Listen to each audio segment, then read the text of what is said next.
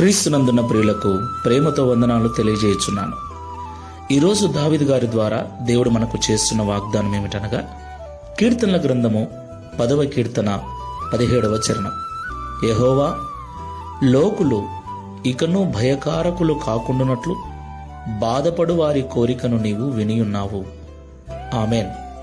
నా ప్రియమైన సహోదరి సహోదరులారా, మనం ఆరాధించేటువంటి దేవుడు కరుణా సంపన్నుడు, దయగలిగిన వాడు, కనికరము గల దేవుడు.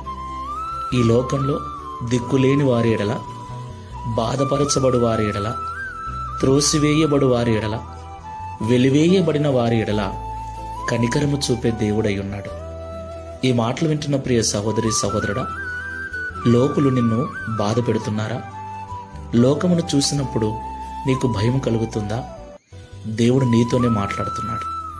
లోకము చేత బాధించబడుతూ ఉన్నట్లయితే దేవుడు నీ ప్రార్థన విని ఉన్నాడు, నీ బాధను చూసి ఉన్నాడు.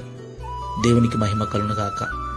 నీవు నిరీక్షణతో ప్రార్థనాపూర్వకంగా నీ విన్నపములను దేవునికి తెలియచేయి.